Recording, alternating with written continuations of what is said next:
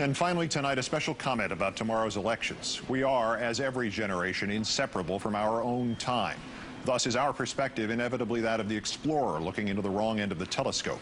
But even accounting for our myopia, it is hard to imagine there have been many elections more important than this one, certainly not in non-presidential years.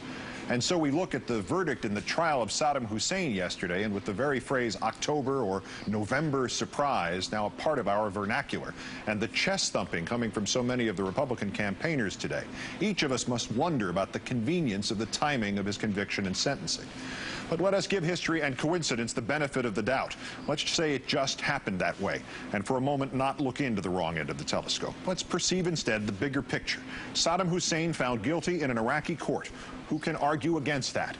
He is officially what the world always knew he was, a war criminal. But Mr. Bush, was this imprimatur worth the cost of 2,832 American lives, and of perhaps thousands more American lives yet to be lost? Is the conviction of Saddam Hussein the reason you went to war in Iraq, or did you go to war in Iraq because of the weapons of mass destruction that did not exist? Or did you go to war in Iraq because of the connection between Iraq and al-Qaeda that did not exist?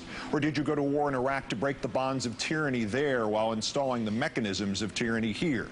Or did you go to war in Iraq because you felt the need to wreak vengeance against somebody, anybody? Or did you go to war in Iraq to contain a rogue state, which months earlier your own administration had declared had been fully contained by the sanctions? Or did you go to war in Iraq to keep gas prices down? How startling it was, sir, to hear you introduce oil to your own stump speeches over the weekend. Not 4 years removed from the most dismissive, the most condescending, the most ridiculing denials of the very hint at, as Mr. Rumsfeld put it, this nonsense. There you were campaigning in Colorado, in Nebraska, in Florida, in Kansas, suddenly turning this unpatriotic idea into a platform plank. You can imagine a world, you said, in which these extremists and radicals got control of energy resources. And then you can imagine them saying, we're going to pull a bunch of oil off the market to run your price of oil up unless you do the following.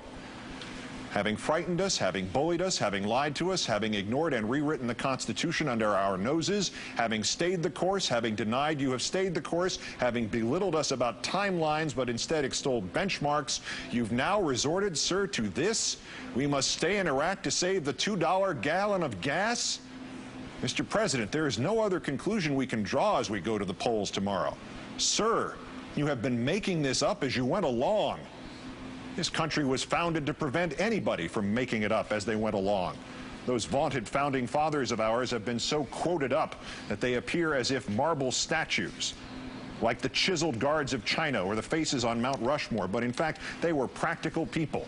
And the thing they obviously feared most was a government of men and not laws. They provided the checks and balances for a reason. No one man could run the government the way he alone saw fit unless he, at the least, took into consideration what those he governed saw. The House of Representatives would be the people's eyes. A Senate would be the corrective force on that House. An executive would do the work and hold the Constitution to his chest like his child. And a Supreme Court would oversee it all. Checks and balances. Where did all that go, Mr. Bush? And what price did we pay because we have let it go? Saddam Hussein will get out of Iraq the same way 2,832 Americans have, and maybe thousands more. He'll get out faster than we will. And if nothing changes tomorrow, you, sir, will be out of the White House long before the rest of us can say we are out of Iraq. And whose fault is this?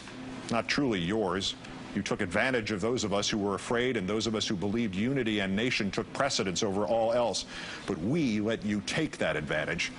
And so we let you go to war in Iraq to oust Saddam, or find non-existent weapons, or avenge 9/11, or fight terrorists who only got there after we did, or as cover to change the fabric of our Constitution, or for lower prices at the Texaco, or there are still a few hours left before the polls open, sir. There are many rationalizations still untried.